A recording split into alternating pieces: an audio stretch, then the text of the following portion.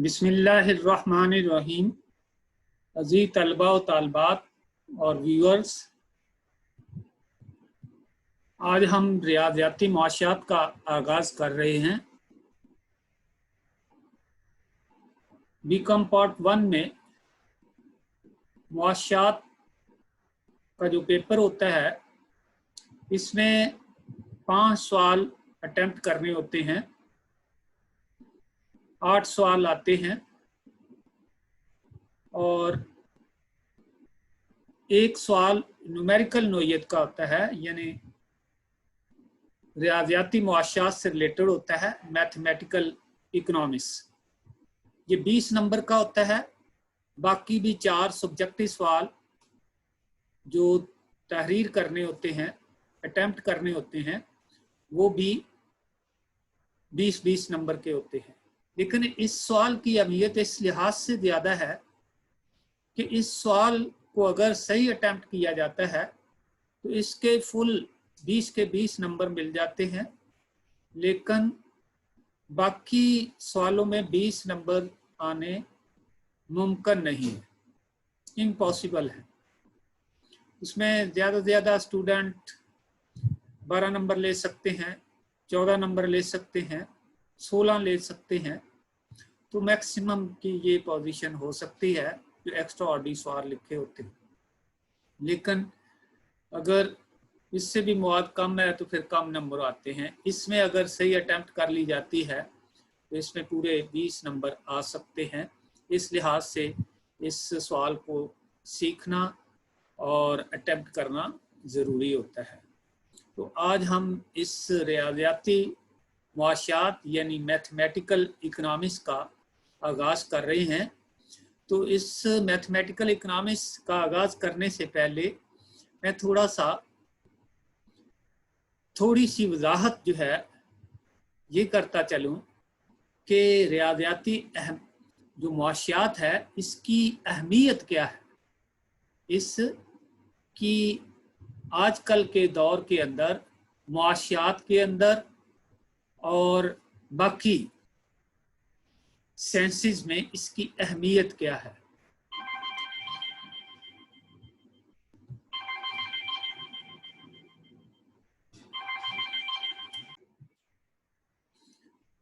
तो मैं बात कर रहा था कि इस रियाज़ियाती मुआशियात की, इस मुआशियात के सब्जेक्ट के हवाले से बहुत ज़्यादा अहमियत है।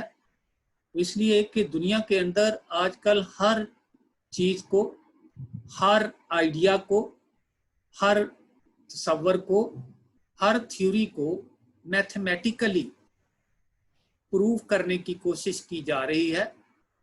और मुआशियात चूँकि एक ऐसा सब्जेक्ट है जो मफरूज़ात पर मबनी है और इसे आम तौर पर ये कहा जाता है कि ये पैसा कमाने की साइंस है, पैसा हासिल करने की साइंस है, खाओ पियो की साइंस है। इस लिहाज से इसको प्रूफ करना और भी ज़्यादा अहम हो जाता है। और इसके अब कई नज़रियात जो हैं, कई तसव्वुरात जो हैं, उनको मैथमेटिकली प्रूफ किया जा चुका है और किया जा भी रहा है। इस लिहाज से आजकल के इस दौर के अंदर इसको मदर ऑफ साइंस की अहमियत हासिल हो रही है। इसलिए रियाज़ियाती मुआशियात को स्टडी करना स्टूडेंट के लिए बहुत ज़रूरी हो गया है, ताकि जो मुआशियात के तसव्वुरात दिए गए हैं, जो ख्यालात दिए गए हैं और हमारी इकोनॉमी के ऊपर इन एप्लीकेशन है, उसको मैथमेटिकली प्रूव किया जा सके। मिसाल के तौर पे यूटिलिटी जो है, हम यूटिलिटी की एक थ्योरी देते हैं कि यूटिलिटी क्या है, अफादा क्या है, लेकिन उसको मैथमेटिकली भी फिर बाद में प्रूव किया गया है। और जब मैथमेटिकली प्रूव किया जाता है कि कितना अफादा आपको किसी चीज़ से हासिल होता है, तो उसकी जो है ऑथेंटिकेशन जो है, उसकी जो है ज़्यादा अहमियत हो जाती है जिस वक्त उसको मैथमेटिकली प्रूव किया जाता है। तो इस लिहाज से इस सब्जेक्ट को पढ़ने से पहले जरूरी होता है, बल्कि कोई भी सब्जेक्ट है, ये सब्जेक्ट नहीं है, कोई भी सब्जेक्ट जब उसको आप उसके मुतालिक आगाही हासिल करना चाहते हैं, उसको पढ़ना चाहते हैं, मालूमात उसके मुतालिक हासिल करना चाहते हैं, उस इल्म को सीखना चाहते हैं, तो ज़रूरी होता है कि उसकी बेसिक चीज़ों को पहले सीखा जाए, बेसिक चीज़ों के मुतालिक आगाही हासिल की जाए। मिसाल के तौर पे अगर आपने मैथ को सीखना है तो आपको जो है नंबर को सीखना होगा, 1 2 3 4 0 से लेकर 1 2 3 4 9 तक ये नंबर्स होते हैं, इनको सीखना होगा। अगर आप अंग्रेजी सीखना चाहते हैं तो ABC को आपको सीखना पड़ेगा। जब तक आपको ABC के हरूफ अबजद नहीं आते उस वक्त तक आप अंग्रेजी नहीं सीख सकते। इसी तरह उर्दू को सीखना है तो अलबे पे यानी उसके हरूफ अबजद जो है सीखने होंगे।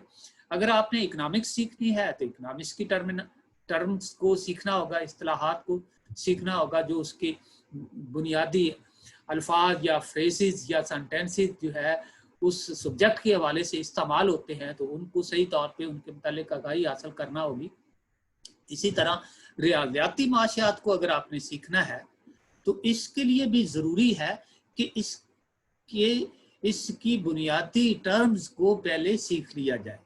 तो सबसे पहले इसमें जो माशी मॉडल आता है कि पहली बेसिक टर्म जो है जिसको हम पहले सीखना चाहेंगे कि माशी मॉडल के मुतालिक पहले तो ये बताएगा कि माशी मॉडल जो है वो होता क्या है। माशी मॉडल मतलब है मुख्तलिफ नज़रियात, ख्यालात, तसव्वुरात, नज़रियात को जिन तरीक़ों से हम प्रेजेंट करते हैं वो प्रेजेंटेशंस को हम माशी मॉडल कहते हैं। मिसाल के तौर पे हम जो है जो इकोनॉमिक्स की थ्योरीज हैं उनको टेबल बना के ज़ाहिर कर रहे होते हैं, उनके डायग्राम बना के ज़ाहिर कर रहे होते हैं, उनकी इक्वेशन के जरिए उनकी एक्सप्लेनेशन कर रहे होते हैं, प्रेजेंटेशन कर रहे होते हैं, सेट्स बनाकर हम ज़ाहिर कर रहे होते हैं। तो ये जो उनको प्रेजेंट करना है, मुख्तलिफ ख्यालात को, नज़रियात को, जो है आइडियाज़ को, इसको हम माशी मॉडल का नाम देते हैं। और ये माशी मॉडल जो है उसके अंदर जो हम ये जो चीज़ें इस्तेमाल करते हैं उसमें ये लाजमी नहीं है कि वो सारी टर्म जो है माशी मॉडल के अंदर यकसा तौर पे एक दफ़ा इस्तेमाल हो जाए। किसी में एक जो है वो टर्म इस्तेमाल होती है, किसी में दो। मसलन किसी वक्त हम माशी मॉडल को प्रेजेंट कर रहे हैं सिर्फ इक्वेशन के ज़रिए, किसी वक्त टेबल के ज़रिए इज़हार कर रहे हैं, किसी वक्त हम सिर्फ डायग्राम के ज़रिए ही उस नज़रिए को पेश कर रहे हैं या प्रेजेंट कर रहे हैं। तो ये इस तरह। अब हम आगे इसकी मज़ीद जो है जो टर्म्स इस्तेमाल होती हैं, जो इस्तिलाहात इस रियाज़ियाती मुआशियात को सीखने के लिए इस्तेमाल होती हैं, उनकी तरफ आते हैं। तो सबसे पहले जो है आपकी स्क्रीन के ऊपर ये दिया हुआ है इक्वेशन क्या होती है, और इस इक्वेशन के ज़रिए हम माशी जो नज़रियात हैं उनको हम मैथमेटिकली प्रूफ कर सकते हैं। तो इक्वेशन जो है when two algebraic sentences are equal or one algebraic sentence is equal to 0, it is called equation.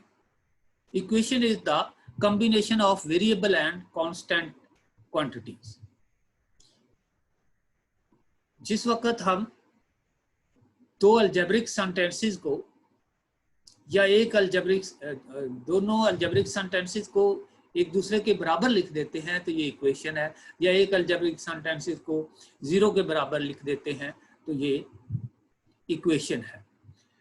ये अलजेब्रिक इक्वेशन है, लेकिन इसके बाद एक इक्वेशन और आती है जिसको हम मैथमेटिकल इक्वेशन कहते हैं, यानी 2 + 6 बराबर है 10, तो ये मैथमेटिकल इक्वेशन है। इस तरह अकाउंटिंग इक्वेशन भी आती है कि asset equal to liability plus equity, ये आपकी अकाउंटिंग इक्वेशन है।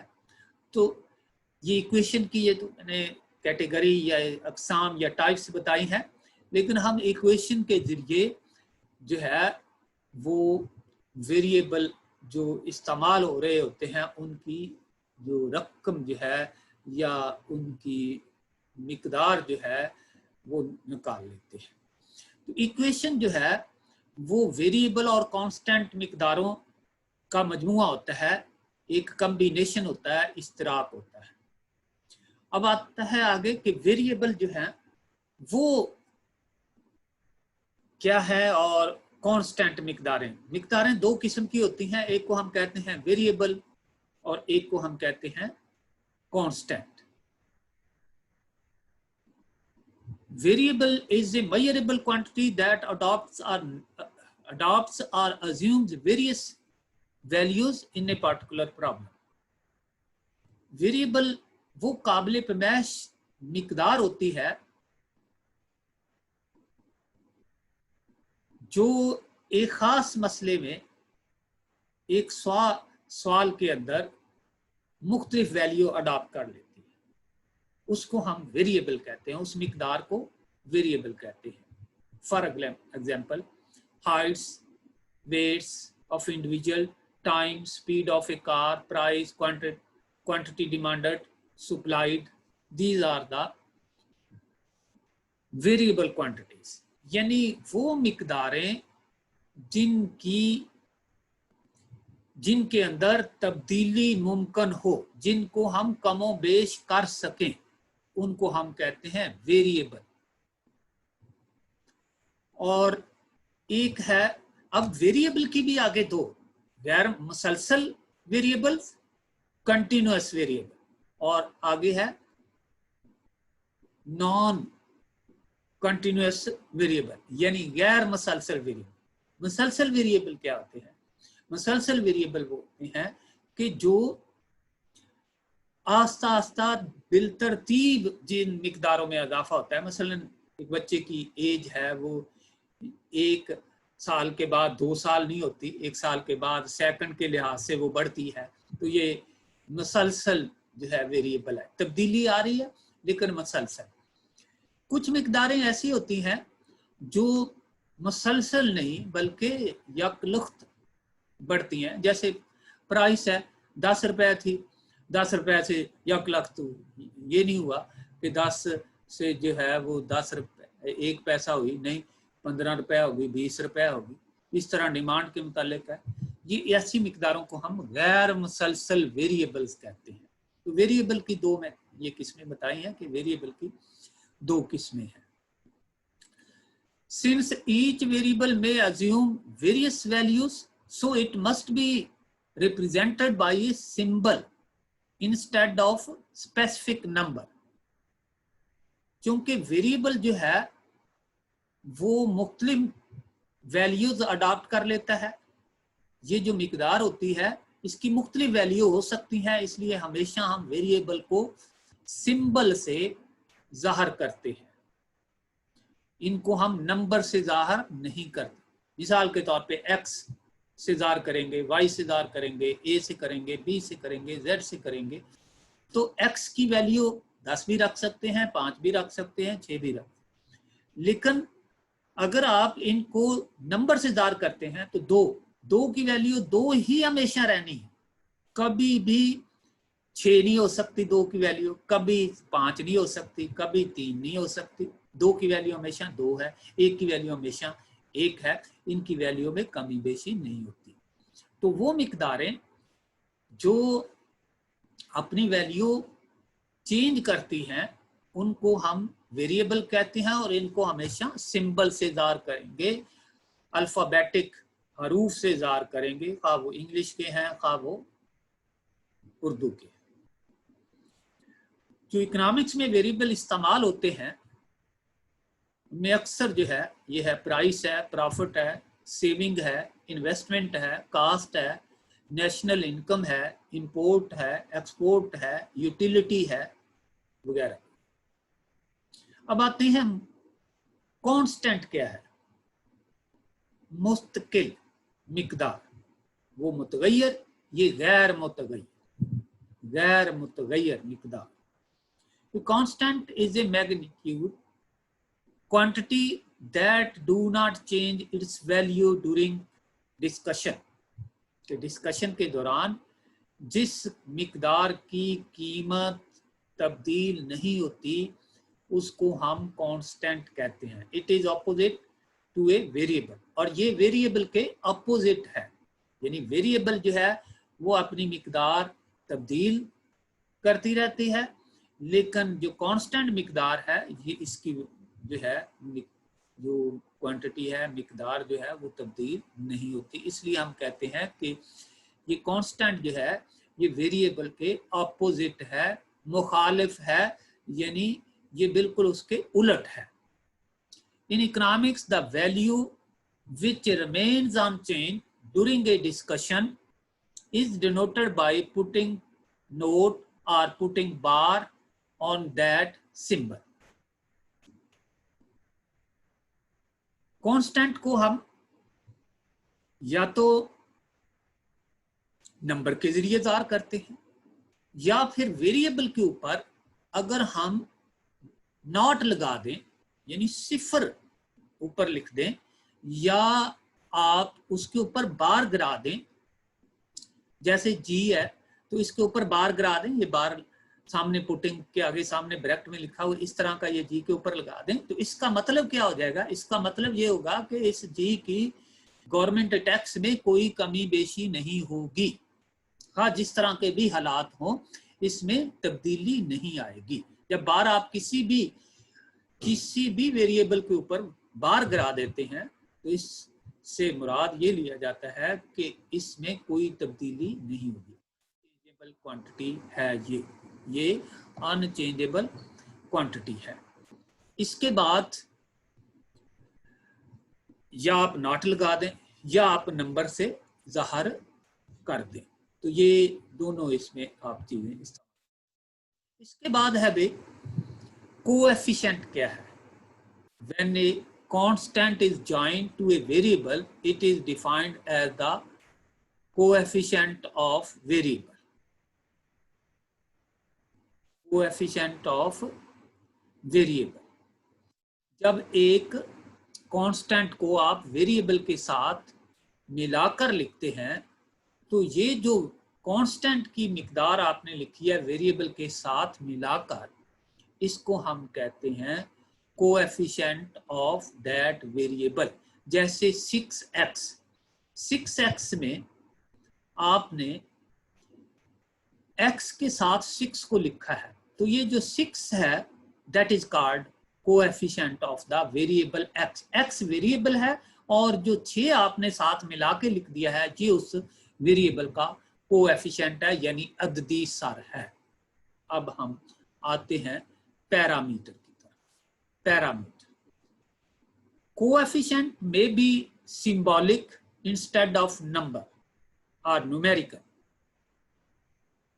कोएफिशिएंट जो अददी सर है वो सिंबॉलिक हो सकता है, सिंबल में उसको हम लिख सकते हैं कोएफिशिएंट को नंबर की बजाय। जैसे हमने 6x लिखा है, इस 6x के अंदर अगर हम ax लिख देते हैं, for example if y is equal to ax, here a is the symbolic coefficient of the variable x। x variable का ये a जो है सिंबॉलिक कोएफिशिएंट।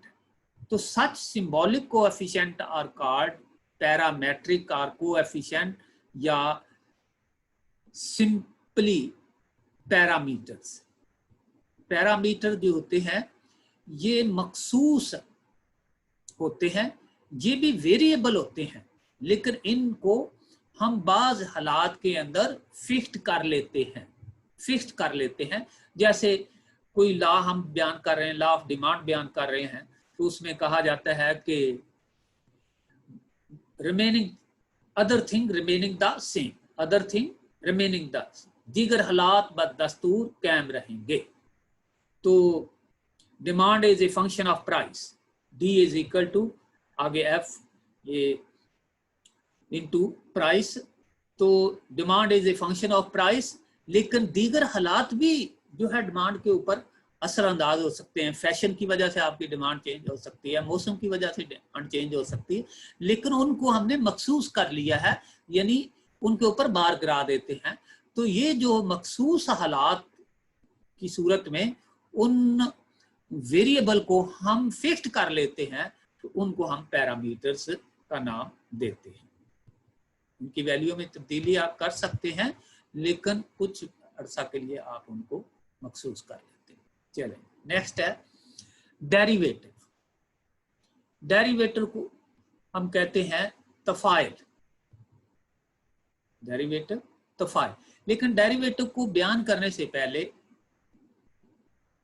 आपको ये मालूम होना चाहिए कि जो हमारे पास वेरिएबल हैं, एक तो मैंने कहा था कि मसलसल वेरिएबल और एक है गैर मसलसल।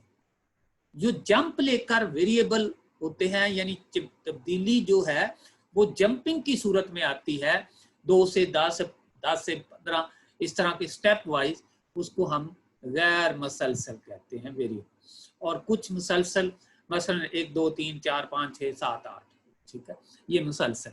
अब इसके अलावा वेरिएबल की और किस्में भी है, आजाद मुतगैर यानी इंडिपेंडेंट वेरिएबल, और उसके बाद ताबे मुतगैर यानी dependent variable.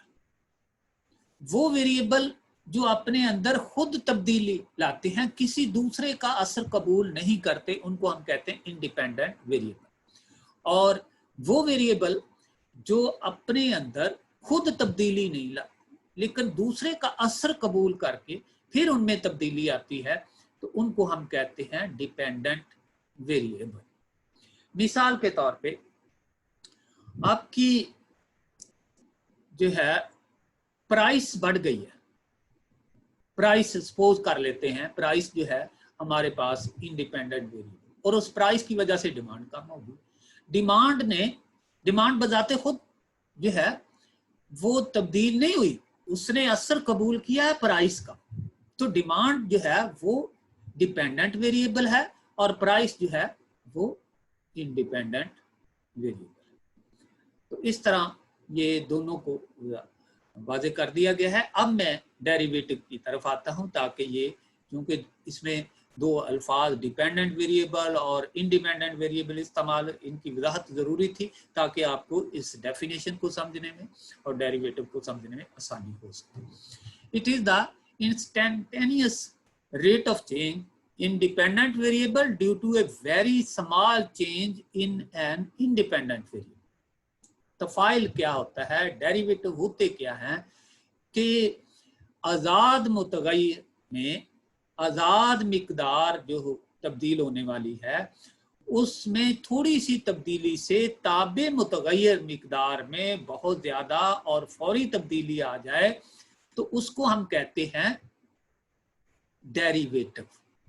It is given different names, और इस डेरिवेटिव के मुख्तलिफ नाम दिए गए हैं, such as average rate of change, slope of the curve, rate of change of a function, derivative of the variable, y can be represented algebraically as under।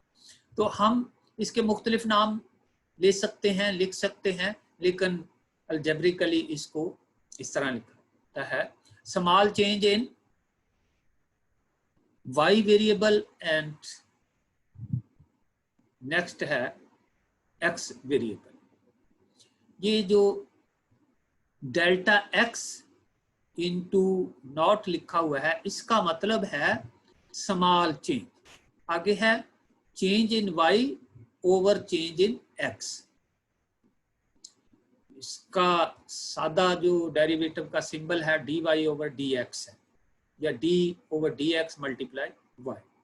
एक partial होता है, उसका पार्शियल का डेरिवेटिव का अपना सिंबल है, लेकिन हम अभी उसकी तरफ नहीं गए। तो y 2y में से y1 माइनस करते हैं तो हमारे पास डेल्टा y आता है। इसका मतलब यह है कि y की वैल्यू है, पहले पर 10 थी, फिर 15 होगी, तो 15 में से आप 10 निकालें तो ये जो जवाब आएगा 5, ये डेल्टा y हो जाएगा। इसी तरह x की वैल्यू 2 है, 2 है, x है, x2 है, x1 है, तो x2 की वैल्यू है 20 और x1 की वैल्यू है 10, तो 20 में से 10 निकाल दें तो ये डेल्टा x इक्वल हो जाएगा। ये मैंने बताया है कि डेल्टा x इंटू नॉट जो है shows the very small change in independent variable, और जो डेरिवेटिव का सिंबल है वो d ओवर dx ये इसका सिंबल है। और इस जगह तक हमने आज सिर्फ इस की टर्म्स को सीखा है। इसके बाद हम डेरिवेटिव के रूल सीखेंगे कि कौन कौन से रूल जो है वो अप्लाई होते हैं। और फिर डेरिवेटिव रूल सीखने के बाद उन्हीं डेरिवेटिव को हम अप्लाई करेंगे इकोनॉमिक्स के वेरिएबल के ऊपर, मसलन यूटिलिटी के ऊपर, कास्ट के ऊपर, प्रॉफिट के ऊपर, और इन्वेस्टमेंट के ऊपर, और सेविंग के ऊपर, मार्जिन यूटिलिटी के ऊपर, और उनकी हम न्यूमेरिकल वैल्यू फिर लेके आएंगे। उनकी हम न्यूमेरिकल वैल्यू जो है वो लेकर आएंगे, मालूम करेंगे, मैथमेटिकली उनकी वैल्यू जो है वो कैलकुलेट कर लेंगे।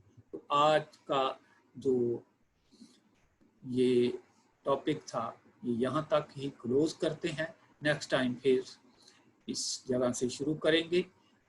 तमाम तलबा के लिए ज़रूरी है कि वो इसकी तरफ तवज्जो दें और इसको सीखने की तरफ आए। और ये हम आपको जो है पिक्चर बना के और लोड करके ये सारी चीज़ें भेजते रहेंगे, और आपका काम है कि इसको स्टडी करें और स्टडी करने के बाद अपनी फीडबैक दें। नेक्स्ट टाइम हमारा दूसरा लेक्चर जो होगा वो रूल और थ्योरम ऑफ डेरिवेटिव होगा, यानी डेरिवेटिव के रूल पढ़ेंगे या थ्योरम को हम स्टडी करेंगे। और ये बहुत बेसिक चीज़ें हैं, इनको बुनियाद बना के हमने आगे मैथ को सीखना है। तो ये नेक्स्ट टाइम हमारा टॉपिक होगा। आज हम इसको क्लोज करते हैं। अल्लाह हाफिज़।